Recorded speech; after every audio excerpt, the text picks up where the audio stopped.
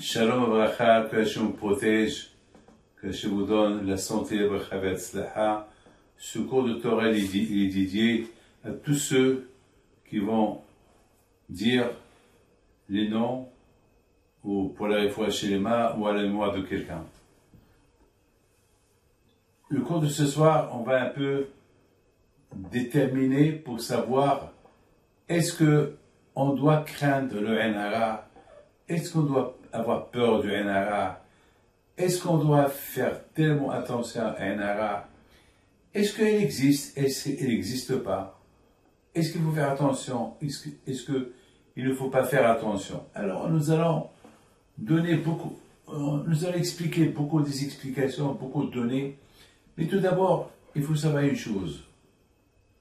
La première chose que je dois vous dire, c'est que chaque matin, lorsqu'on se réveille, la première prière qu'on fait le matin, on fait les brachot hashachar, ça veut dire les prières. Merci Hachem que tu m'as réveillé, merci Hachem que je vois, merci Hachem que je bouge, merci Hachem que j'entends, merci Hachem pour la Torah que tu m'as donnée, et merci Hachem pour la santé que tu m'as donnée, et surtout, merci Hachem que tu m'as rendu l'âme, et Hachem, s'il te plaît, protège-moi des gens jaloux, protège-moi des envieux, et protège-moi de Ain Hara. Mes amis, prenez la prière du matin, et vous allez voir que chaque matin, on fait cette prière de la prière, protège-moi de Ain Hara. Ça veut dire qu'elle existe. Mes amis, si on voit dans la Torah, on voit dans la Torah que Bil'am Aracha, il voulait bénir les Juifs. Hachem lui a dit, c'est pas la peine de les bénir parce qu'ils sont déjà bénis. Finalement, il a insisté, il a dit à Hachem, ok, tu veux les bénir, alors bénis-les. D'accord, bénis-les.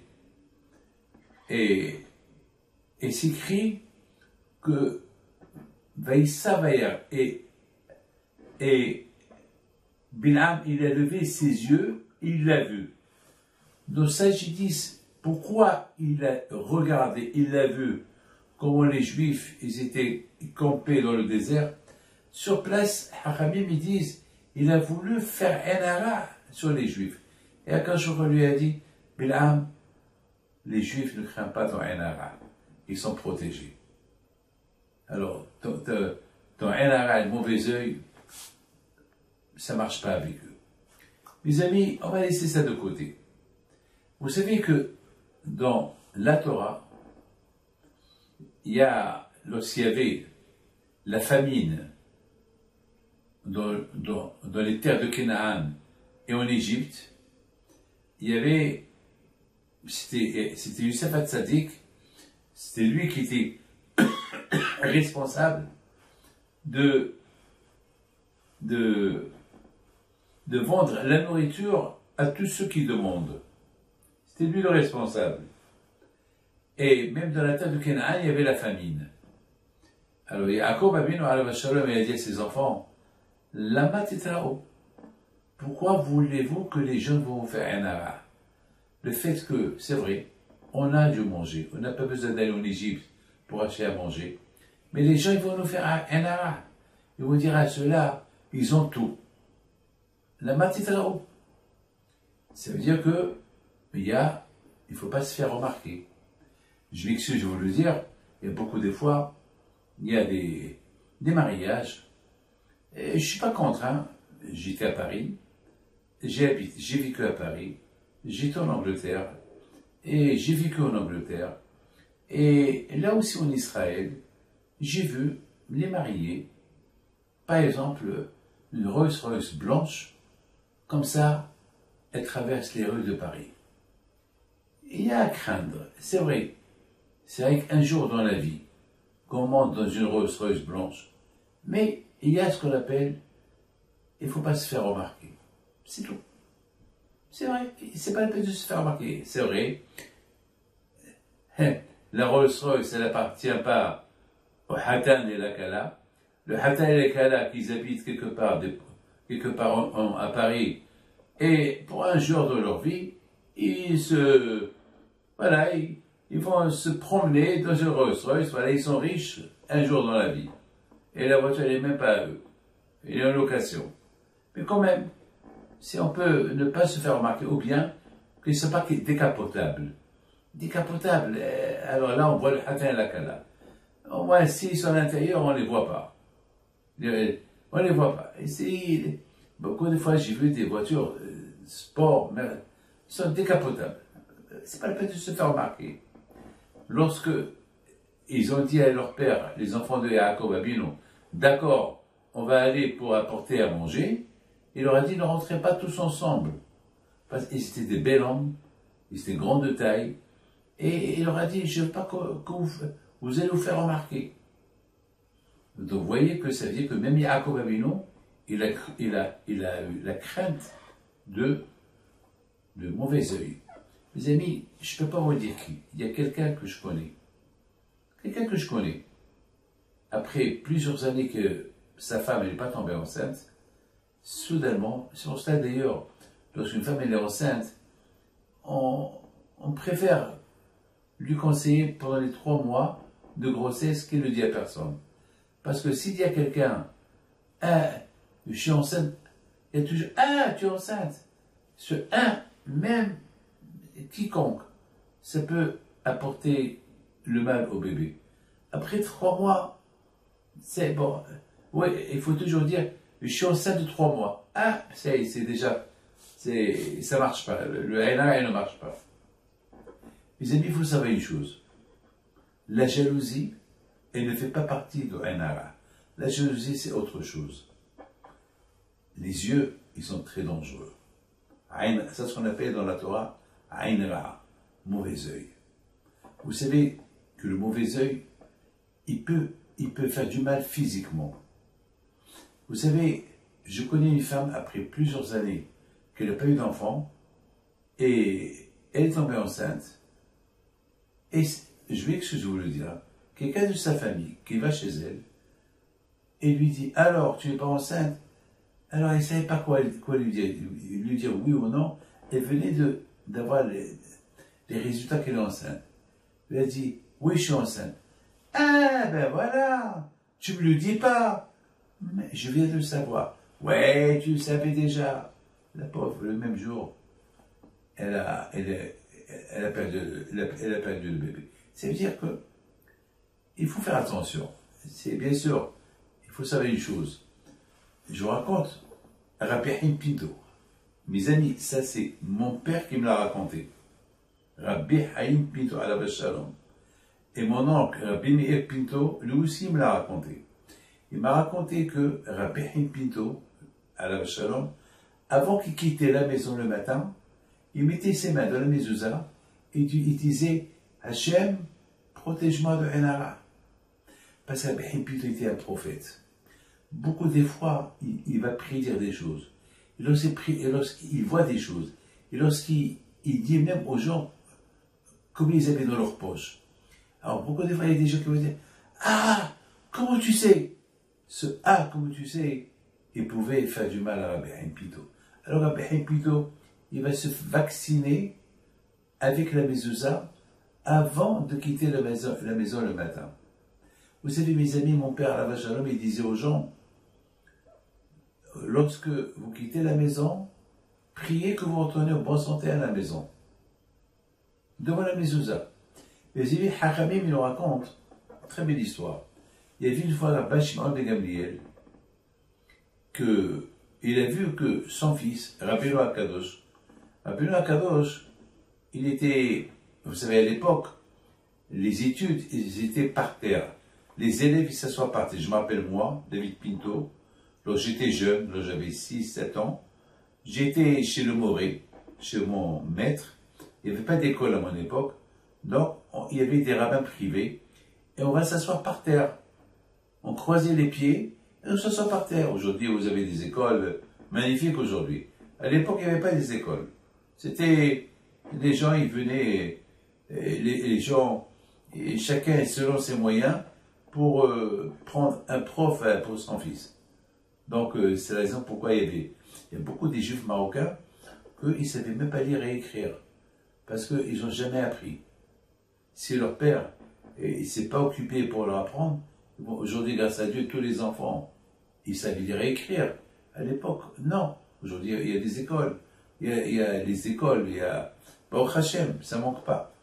Mes amis, alors, une fois, Rabbi Shimon ben Gamliel, il va au Beth Midrash, à l'école, la yeshiva de l'époque, pour voir est-ce que son fils, il est présent, est-ce qu'il étudie bien. Et toujours, il était assis par terre. Un jour, il vient, il voit que son fils, il était assis sur un banc. Il y avait des bancs. Et alors, il leur a dit, quoi, vous voulez tuer mon fils? Alors, Haram lui dit, c'est quoi, vous voulez tuer mon fils? Rabbi Shimon ben Gamliel, il a compris que si son fils, Rabbeinu Akadosh, il est plus assis par terre, et maintenant il est assis sur un banc, ça veut dire qu'il est intelligent. Il est petit et intelligent. Alors, il avait peur de Enara. Il a dit, non, il est petit, remettez-le par terre. J'ai autant que les gens le regardent. Ça veut dire que Enara, il existe. Mes amis, je vous raconte une histoire personnelle. Une histoire très, très, très, très personnelle. Que lorsque une fois je voulais faire la Iloula de Rabbi Haim Pinto, et il y a quelqu'un qui me dit, comme ça, quelqu'un m'a dit, ah bon? Alors, il paraît que la Iloula de Rabbi Haim Pinto se passe bien, et c'est toi qui fais tu fais la folie là-bas, et tu fais faire chanter les gens, bababa. Il a commencé à... Soudainement, mes amis, je vous donne par d'honneur, je ne me sentais pas bien. Et le matin, bon, je suis parti au lit, le matin, je me suis levé, j'étais défiguré. J'avais les mains enflées, j'avais le visage enflé. J'ai dit à Hachem, Rabbi Haim Pinto, je fais ça pour toi. On ne me paye pas pour faire ce que je fais. Je veux rendre les gens heureux. C'est Aïloula. Alors, ça dit que dans l'état où je suis, j'ai même honte de monter dans l'avion. J'ai même honte de monter dans l'avion. Et, Baruch Hashem, un quart d'heure plus tard, je ne sais pas, je ne me suis pas rendu compte. Mes mains sont dégonflées, mon visage s'est dégonflé, et je suis redevenu normal, comme avant. Mes amis, si vous prenez la Gemara de Baba Batra, la Gemara de Baba Batra, elle traite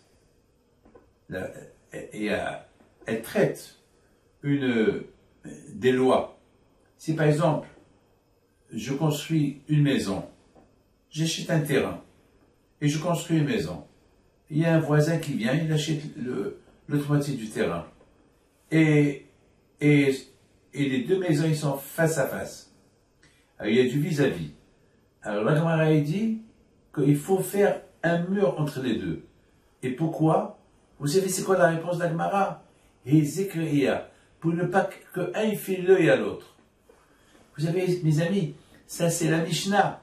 Ça c'est la Gemara qui le dit, c'est pas moi.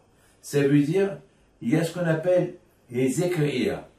Il y a ce qu'on appelle le vis-à-vis, il peut apporter préjudice à la personne.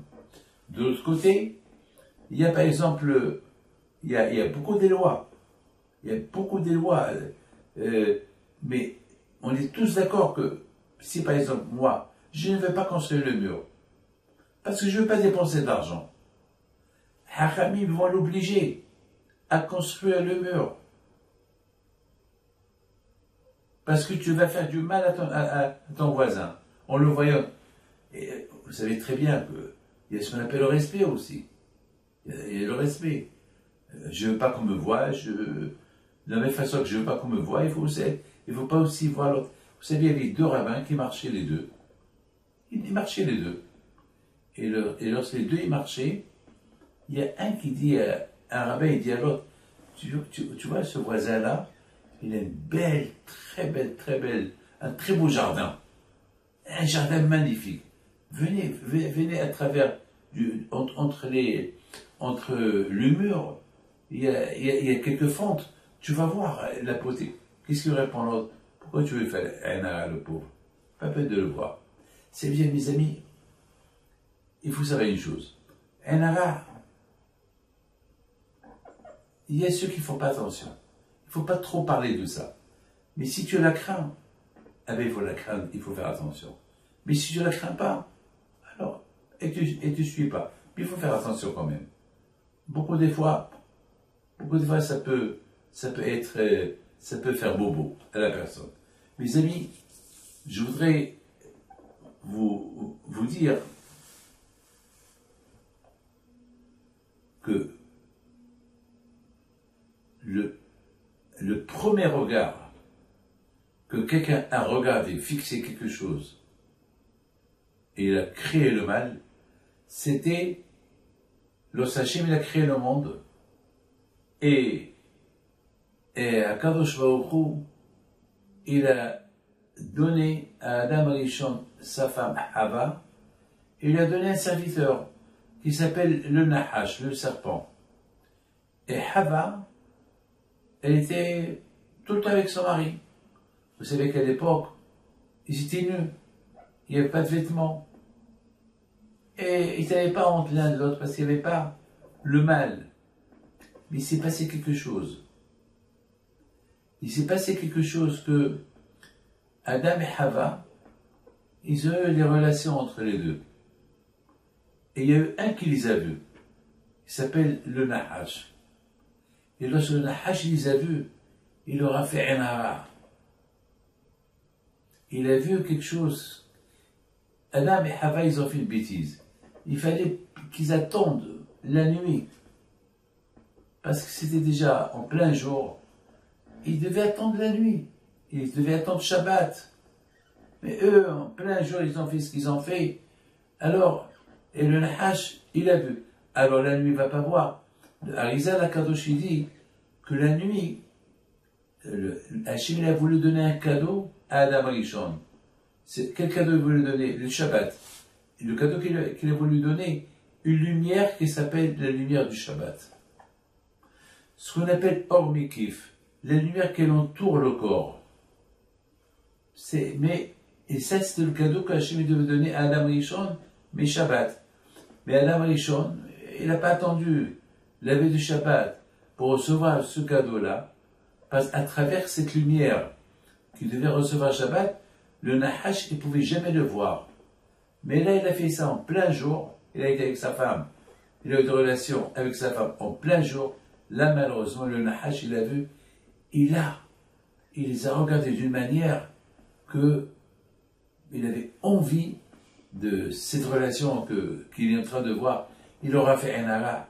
Suite à ça, malheureusement, au moment que le Nahash, il a proposé le fruit interdit à Hava, au départ, Hava, elle a dit, elle ne voulait pas, mais à la fin, elle a dit, waouh, quand même, il est beau. Ça veut dire, elle l'a vu. Mes amis, je vous dis quelque chose. Est-ce que on peut faire du mal lorsqu'on voit quelque chose? Regardez, je vais vous donner un petit exemple. Regardez lorsqu'on apporte un beau cadeau à votre femme. Voilà. Un beau diamant, une belle bague, ou, je sais pas, une rivière. On va lui donner un beau cadeau à madame. Regardez, elle va voir. Waouh! Elle va pas faire un hara à sa bague. Mais c'est les yeux. Les yeux sont tellement heureux. Vous savez, mes amis, un aveugle, il est considéré comme un mort. Parce qu'il ne peut pas profiter de ses yeux. Il ne voit rien avec ses yeux. Et c'est les yeux. La vue, c'est la vie. La vue, c'est la vie. À tel point que celui qui ne voit pas, il est considéré comme un mort. Il ne peut même pas en profiter. Il y a un grand chanteur noir, il a fait un chant. Il est aveugle. Il a fait un chant. Il a dit, aïe aïe aïe, ce que j'ai langui, le soleil, ce que j'ai langui, la lumière. Ah, combien. Il parlait des choses qu'il ne peut pas voir. Ah, quand j'ai langui les fruits, etc., etc. Parce qu'il ne peut pas voir. même imaginer, il peut même pas imaginer qu'est-ce qu'il a dans ses mains. Une fois, j'ai parlé avec un aveugle. Je lui dis, tu aimes ta femme? Mais il dit, bien sûr que je l'aime. Il est marié avec une femme, il a des enfants. Je lui dis, mais tu la vois pas? Il me dit, c'est vrai, je la vois pas. Mais j'ai créé une photo de ma tête de ma femme, elle est la meilleure. Je voudrais vous raconter une belle histoire. Vous savez, le Baba Saleh alayhi salam, son maître, Rabbi Moshe Torshman, était un grand sadique. Et lui était le maître de Baba Saleh. Il était son maître. C'était lui son rave. Et lui, jamais il a vu une femme dans sa vie. Il ne voyait pas. Il ne voit pas.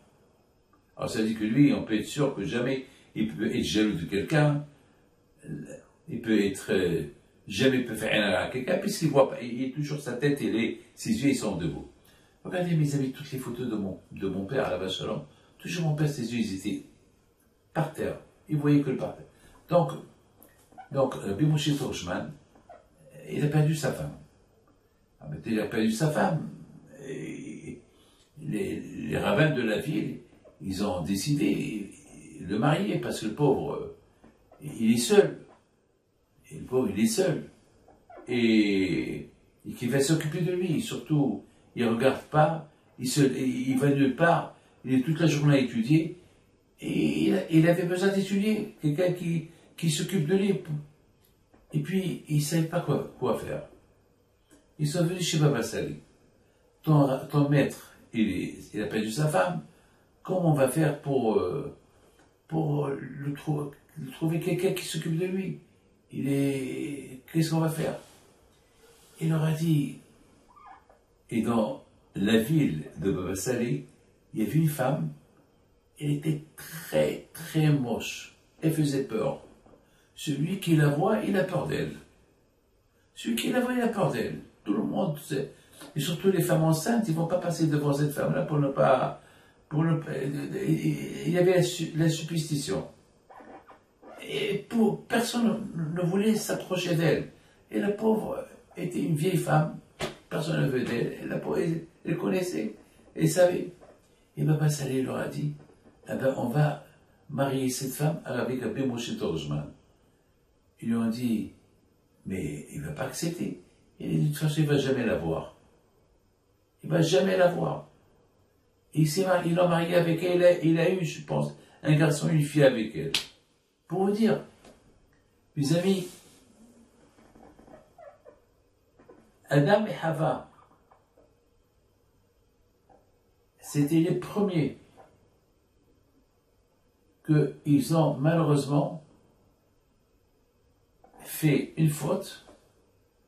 Ça veut dire, c'est pas une faute, mais une faute. Les relations entre hommes et femmes, ils se font la nuit, pas la journée. Et surtout pas le premier jour de la création, parce qu'il y a Shabbat. Et Shabbat, il va recevoir un beau cadeau. Et le Arizal Kadosh, il dit, ils n'ont pas attendu Shabbat. Et ils ont fait ce qu'ils ont fait. Et le premier qui les a vus, comme je vous ai dit tout à l'heure, c'était le Nahash qui les a vus. Il a lancé un arrache sur eux. Et malheureusement, ce qu'il a...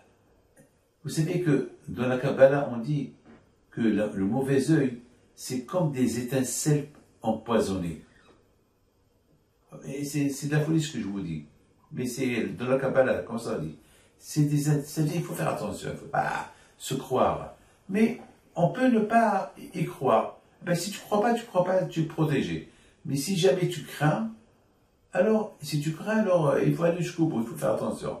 Ne fais pas des bêtises.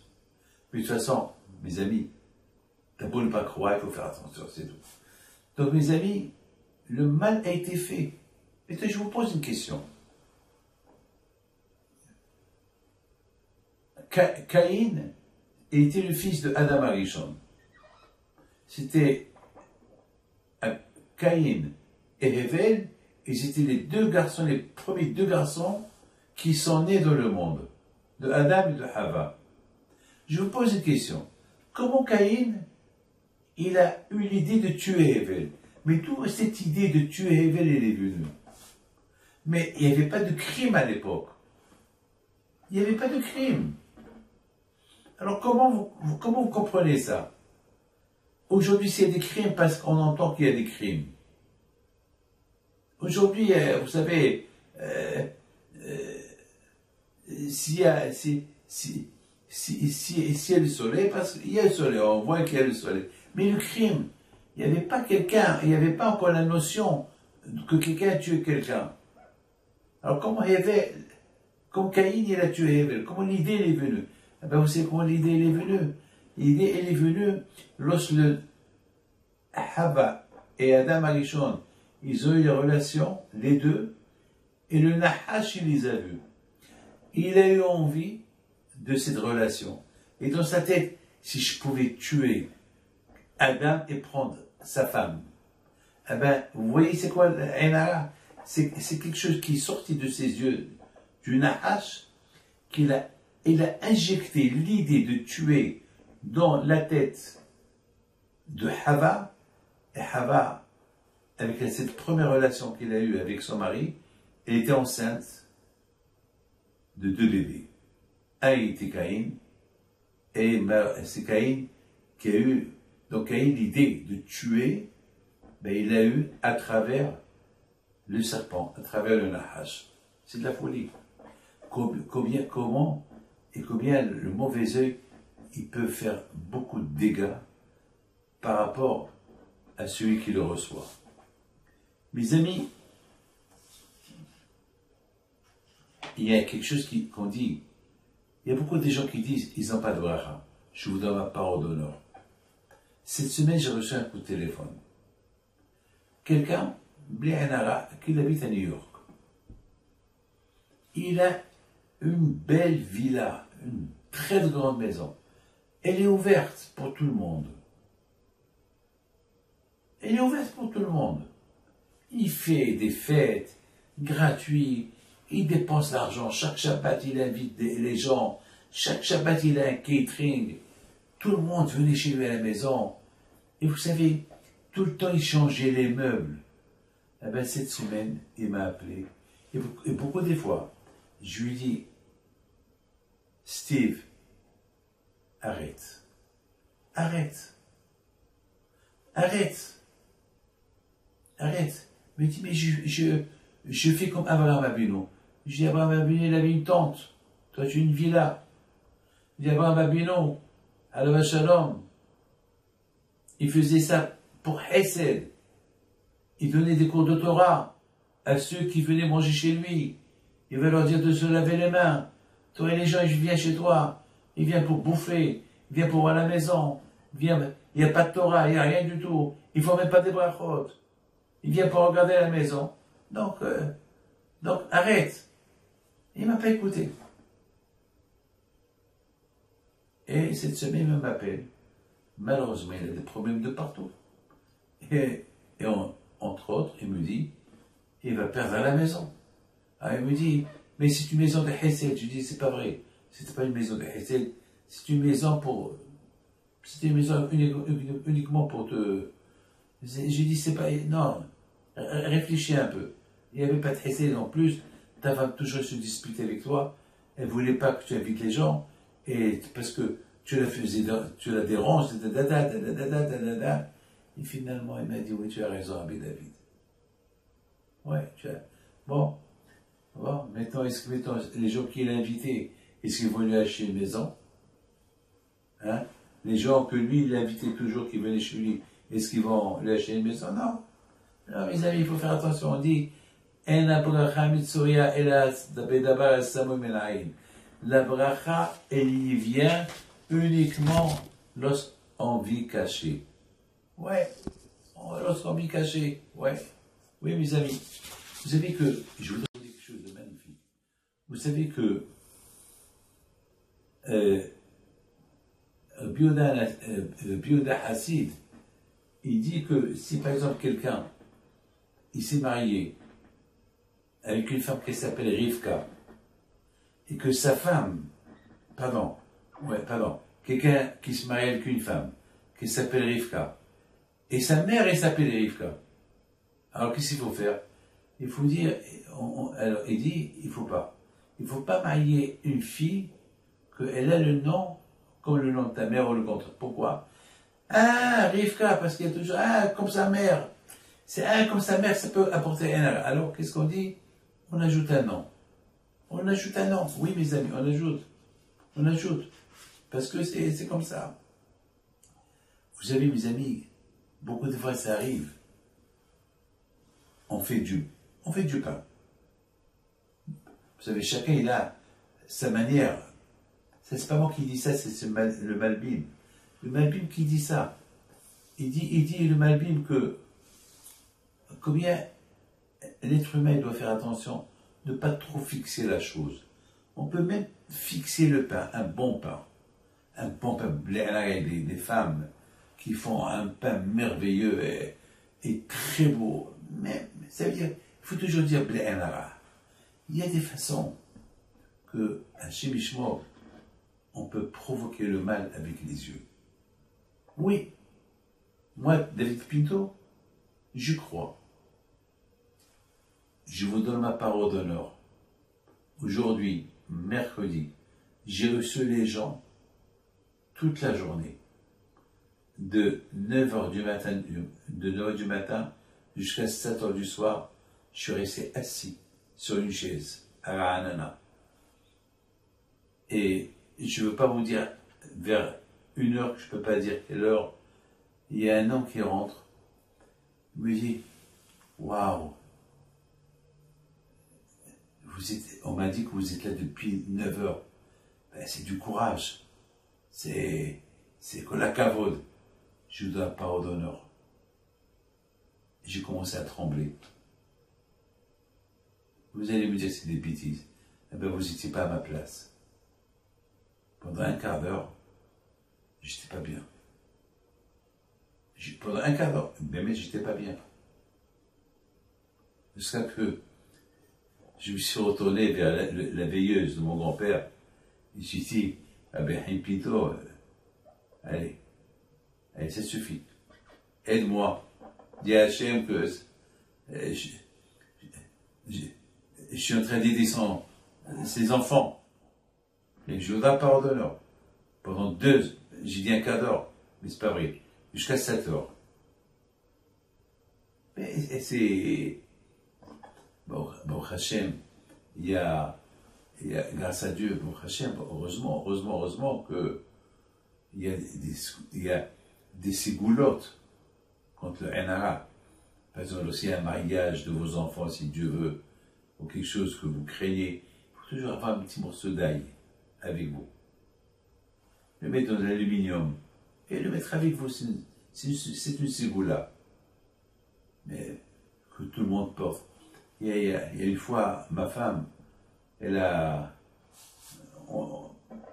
mis une bague qu'elle venait d'acheter. La pauvre, elle a travaillé tellement longtemps pour cette bague, et jusqu'à que elle s'est payée cette bague, il y a quelqu'un qui lui dit waouh, à côté d'elle, le petit diamant, il a, bam, il a sauté. On l'a pas trouvé. Dommage. Ah, j'ai un verre à la yeshiva, un verre de la Guadeloupe. Je l'ai gardé. C'est quelqu'un en Guadeloupe, il y a à peu près une trentaine d'années, je l'ai gardé ce verre-là. Et je lui ai dit, il devait inaugurer sa belle maison, il y a 25-30 ans, en Guadeloupe. Et je lui ai dit, avant que les gens ils arrivent, allume la veilleuse de Rabbi Pinto. Allume-la. Il a oublié. Et je lui dis aussi, mets quelques morceaux d'ail à côté. Il a oublié. Et lorsque tout le monde est arrivé, et chacun, il regarde. Écoutez bien ce que je vous raconte. Écoutez bien ce que je vous raconte. Il y a quelqu'un qui va chez lui et lui dit, waouh, quelle belle maison. Alors, je vais boire à ta santé. Vous savez, le gros verre là, en cristal, les verres là, du vin. Voilà. Et le monsieur, le propriétaire de la maison, il lui salue, il lui dit les haïm. Pendant qu'il a dit les haïm, le verre qui était dans ses mains, il a explosé, et un œil au milieu du verre, il a apparu. Un œil au milieu du verre, il a apparu. Ne me dites pas que ça n'existe pas. Il faut faire attention. Pourquoi il y a un ami brésilien, il a acheté un avion personnel. Et il est venu chez moi du Brésil pour que je lui fasse la bracha à l'avion. Voilà. Et à cette époque, j'étais à Paris. Et lorsque l'avion, il a atterri, comment ça s'appelle, il y avait comment ça s'appelle, un passager avec eux, et ce passager-là, pendant presque tout le trajet, c'est ça le miracle. Parce qu'il m'avait appelé la veille qu'il allait venir, il voulait une bracha pour qu'il arrive en bonne santé, et je lui dis, je t'en prie, à cette époque, c'est pas tout le monde qui pouvait acheter un avion personnel.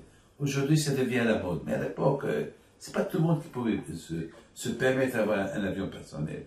Et puis, je lui dis, je t'en prie, fais-moi plaisir, n'amène personne avec toi, il n'y a que ta femme, il y a que toi et ta femme et ton secrétaire. Mais il a amené avec lui quelqu'un. Et ce quelqu'un, tout le temps, il regarde l'avion. Waouh, tu t'es payé un avion. Waouh, tu t'es payé un avion. Waouh, tu t'es payé un avion. L'avion, il arrive. Il atterrit à Paris. Et la fenêtre, elle a éclaté.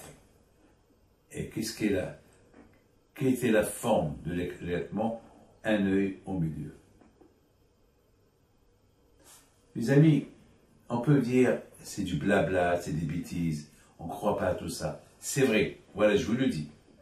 On ne croit pas à tout ça. Mais si on peut faire attention, il faut faire. Parce qu'il y a ceux qui croient.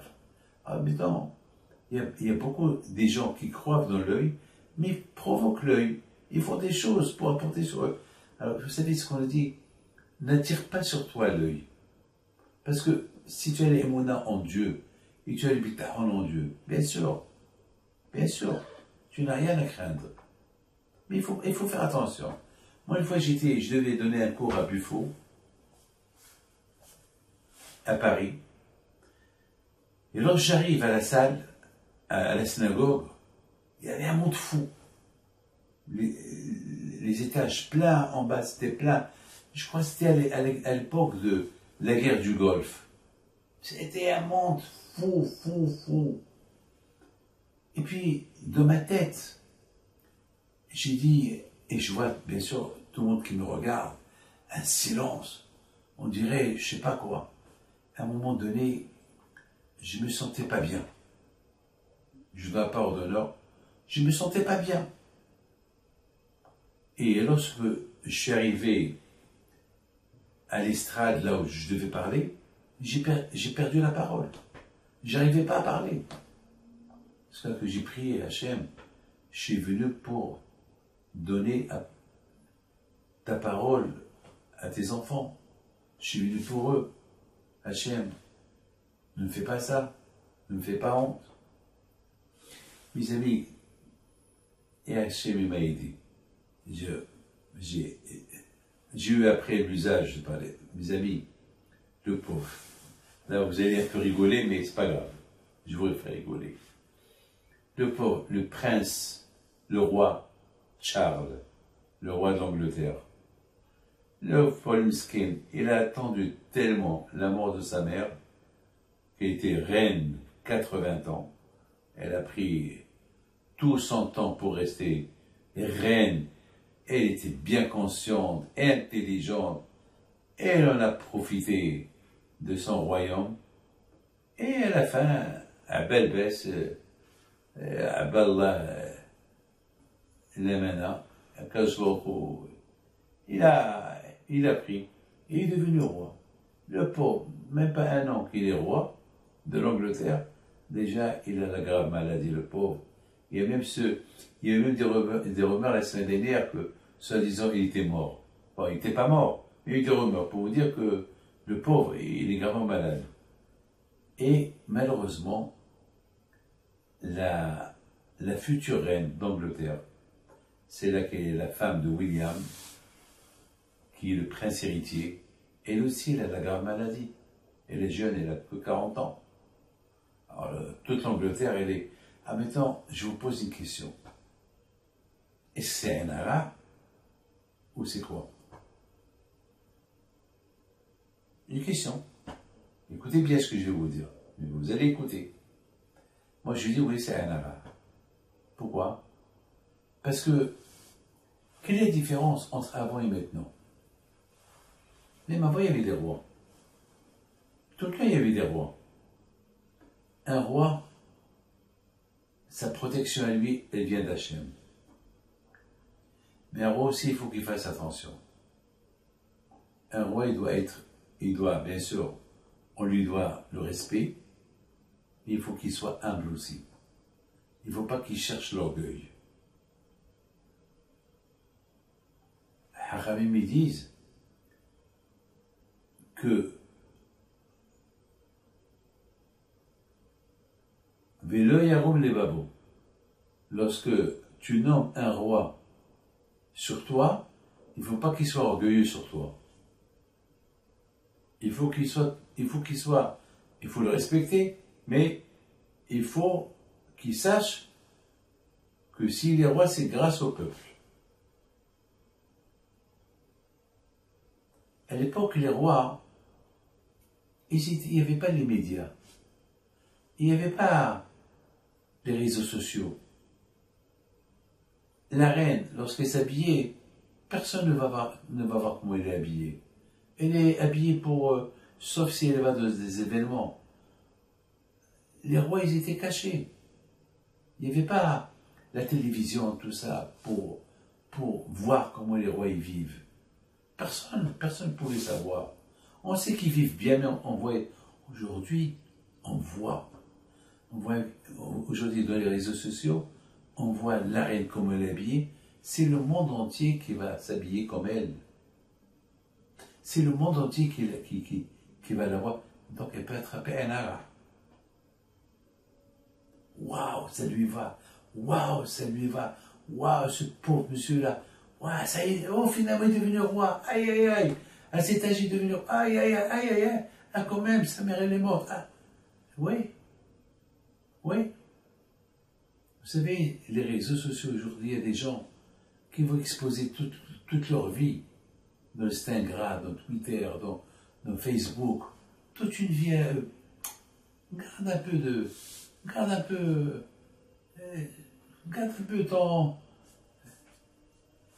ta tsniout, ta pudeur. Sois humble, c'est pas peine d'exposer tout. Il y a des gens qui exposent tout, même qu'est-ce qu'ils mangent. Même s'ils vont manger un chewing-gum, voilà, ils vont montrer qu'ils sont en train de manger. Pourquoi? Pourquoi montrer tout? Mes amis, c'est quoi un art? C'est l'exposition. Ne pas s'exposer.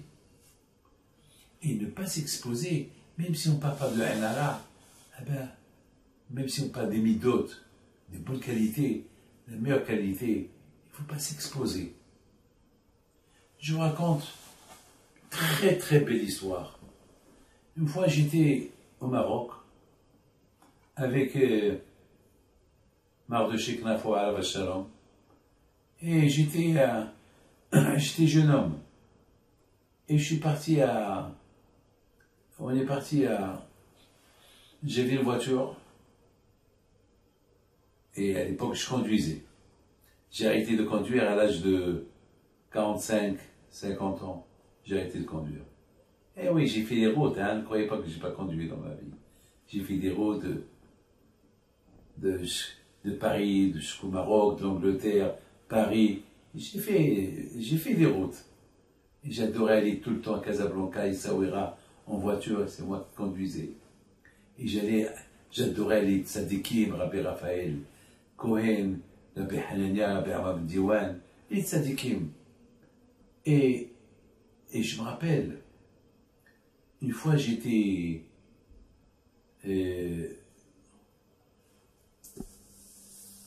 J'étais, si je ne me trompe pas, à un mariage de quelqu'un au Maroc, avec Madoche Knafo, et il y a un monsieur qui rentre, un monsieur riche, qui rentre, et que la façon comment il marchait, c'est avec une arrogance, une gava.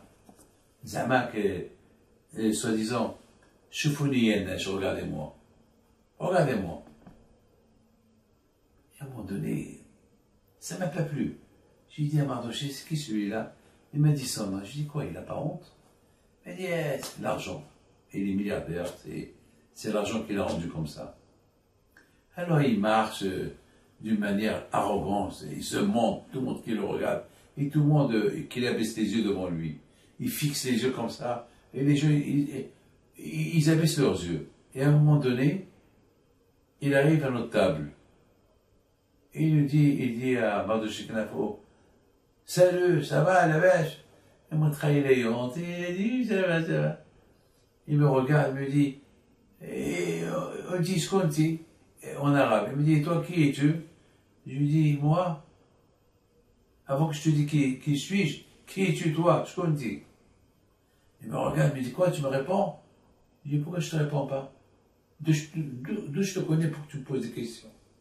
Passe! J'étais le premier juif au Maroc à affronter un Balgave, un orgueilleux. Et à la fin, je suis parti vers lui. J'ai dit, n'oublie pas une chose, il y a Dieu. Dieu, c'est lui le Gava. L'orgueil appartient à Dieu. L'orgueil ne nous appartient pas à nous, on est zéro. N'oublie pas. Comme que Dieu t'a donné tout ce que tu as, il peut tout te reprendre s'il veut. Et arrête de voir les gens comme ça. On dirait que tu es le meilleur. Tu leur fais l'œil. La façon dont tu le regardes. Il y a deux façons de faire l'œil à quelqu'un. Il y a un ara et il y a ce qu'on appelle un mauvais œil. Tu te prends le meilleur. C'est ce qu'on appelle un ra, l'œil mauvais. Et il y a un ara, celui qui fait l'œil à quelqu'un, parce qu'il est jaloux. L'œil, c'est comme un revolver, il y a la balle et tu tires. Eh bien, l'œil vient avec la jalousie. Envier quelqu'un, et après tu le regardes, et là tu tires la balle, avec tes yeux. Mes amis, encore une fois je termine, il ne faut pas y croire à tout ça. Pourquoi?